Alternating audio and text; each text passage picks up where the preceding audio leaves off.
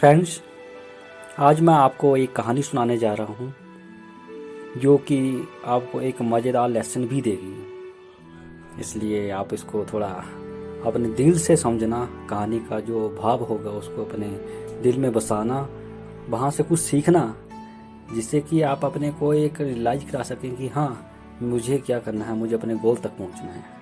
चलो जी, कहानी शुरू करते हैं। एक बार माता पार्वती देवी जी और शिव भगवान जी सोचते हैं कि हमें तीनों लोकों का भ्रमण करना है। और वो क्या करते हैं, तीनों लोकों का भ्रमण करने की सोचते हैं और अपने साथ नंदी बैल जी को लेके निकल पड़ते हैं। अब सीधी सी बात है, भगवान जब तीनों लोकों का भ्रमण करने के लिए जाएंगे तो नंदी बैल तो साथ में जाएंगे ही। अच्छा, आगे सुनिए। होता ऐसा है कि जैसे कि वो जा रहे थे तो जिस लोक में भी जा रहे थे वहाँ का ही परिधान और मीन बोलने का कि वहाँ के ही रहन सहन के हिसाब से अपना रूप बदल के जा रहे थे। सबसे पहले वो सोचते हैं कि हम पाताल लोक का भ्रमण करते हैं। वो पाताल लोक का भ्रमण करके निकल आए, उन्हें सब कुछ सही लगा। उसके बाद आकाश लोक का भ्रमण किया, जो कि ऑलमोस्ट वो अमूमन करते ही रहते थे, वो भी सही निकल गया। अब बात आती है पृथ्वी लोक की। ऐसा होता है कि पृथ्वी लोक में जब वो मनुष्यों की भांति वो मनुष्यों का अवतार लेकर वो पृथ्वी लोक के भ्रमण के लिए निकलते हैं, जैसे ही अपना कदम जमीन पर रखते हैं वहाँ पे कुछ लोग दिखाई देते हैं। उन्हें लोगों को देख कर बड़ा अच्छा लगता है। होता है कभी कभी किसी को देख के बड़ा अच्छा लगता है, तो वो आपस में बात कर रहे थे कि देखो कितने अच्छे लोग हैं। दिल से देखने लगे, सोचने लगे कि यार पृथ्वी लोक में वाकई स्वर्ग है। और बस वैसे सोचा जाए तो पृथ्वी लोक में स्वर्ग तो है ही। अच्छा, अब हुआ ऐसा कि शिव भगवान जी बोलते हैं माता पार्वती जी को कि आप आराध्या देवी जी, आप नंदी बैल पे सवारी करो, बैठो और मैं साथ में चलता हूँ। तो पार्वती माता जी सोचने लगे कि चलो ठीक है, चल पड़े। आगे कुछ लोग खड़े हुए थे, एक ग्रुप में खड़े थे, समूह में कुछ काम कर रहे थे वहां पे। तो वो देखते हैं और बोलते हैं देखो कैसी पत्नी है। सोचो आपस में, जब उन्होंने ऐसी बात बोली कि देखो कैसी पत्नी है, तो भगवान जी तो कुछ समझ रहे होंगे इसका भावार्थ। अब वो तो अंतर्यामी हैं। अब बोलते हैं देखो जी, ये देखो कैसी पत्नी है जो खुद सवारी पे जा रही है और अपने पति को जमीन पे चलाया हुआ है, पैदल चलाया हुआ है।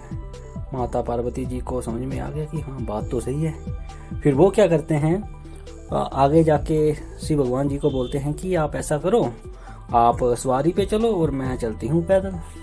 ठीक है जी। अब ऐसे चल पड़े। आगे कुछ लोग फिर दिखाई दिए उनको, और वो लोग समूह में कुछ अपना काम कर रहे थे। कुछ जैसे लेडी लोग होती हैं ना, कहीं पे कोई अपना इकट्ठा बैठ के कोई काम करती है, खाना बाना बनाती है, तो वहाँ पे वो देखते हैं, बोलते हैं ये देखो कैसा पति है।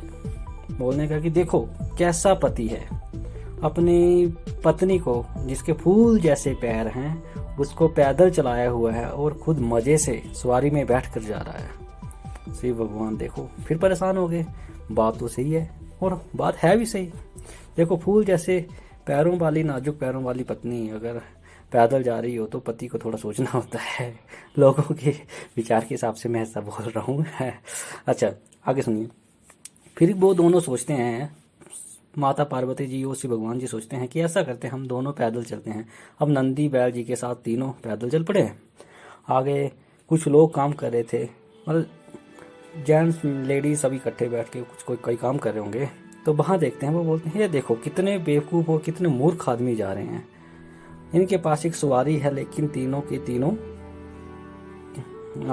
कैसे जा रहे हैं, पैदल जा रहे हैं। मतलब शिव भगवान जी और पार्वती जी पैदल जा रहे हैं, सवारी में बैठ के नहीं जा रहे हैं। वो भी परेशान हो गए, यार ये हो क्या रहा है आपका, चलें तो चलें, कैसे चलें। अब इनके एक रूल होते हैं कि ये तो है नहीं कि जैसे बाइक में जाते हैं तो सारे इकट्ठे एक ही बाइक में तीन तीन बैठ गए।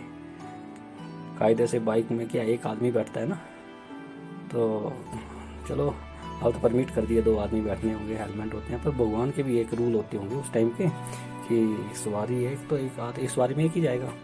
ऐसा नहीं कि सारे इकट्ठे की नंदी बैल पे बैठ जाएंगे। तो चलो वो तो एक डरिया सेपरेट इशू। अच्छा, अब भगवान जी और श्री पार्वती माता जी सोचने लगे कि ये क्या है, हो क्या रहा है एक्चुअल में। फिर उन्होंने एक मन में अपने को एक तसल्ली देने के लिए रियलाइज़ किया कि लोगों का काम है बोलना, लोगों का काम है बोलना। आप जो काम करोगे उसमें भी गलतियां निकालेंगे, जो काम नहीं करेंगे नेचुरल सी बात है उसमें तो गलतियां निकालेंगे ही। अब देखो जी, ऐसा है कि जब लोगों का काम है बोलना तो आप वो काम करो जिससे आपको तसल्ली मिलती है। जो काम आप कर रहे हैं वो करते जाओ, सफलता मिले ना मिले करते जाओ। कोई क्या बोल रहा है, कोई क्या सोच रहा है, किसी का क्या सोचने का नज़रिया है, कौन कहाँ तक सोच रहा है, वो छोड़ दो। वो उनका काम है, लोगों का काम है सोचना। आपको सिर्फ अपनी मेहनत करनी है, अपनी सफलता तक जाना है। भावार्थ यही था, बोलने का यही था कि आपको सिर्फ अपना काम करना है। अपने काम में आपको, वो है ना एक गीता जी, श्रीमद् भगवद गीता जी का एक श्लोक है कि कर्मण्य बाधिका रस्ते माँ फलेशु कदाचन माँ जो भी है। मेरे को थोड़ा इस मामले में भी इतना संस्कृत मेरे को थोड़ा काफ़ी टाइम हो गया छोड़े हुए। तो बोलने का ये है कि अपना कर्म करते जाओ, कर्म करते जाओ और फल की इच्छा नहीं करो। दूसरे जो सोच रहे हैं सोचने दो, राइट। हाँ, तो आई थिंक कि आपने कुछ सीखा होगा। तो मैं आशा करता हूँ कि आप इसको अपने जीवन में अपना एक जो सफलता का मार्ग है उसमें एक अपना एक कदम बना के चलेंगे, जिससे कि आपको भविष्य में कुछ तो सफलता मिलने के आसार होंगे। Thank you so much.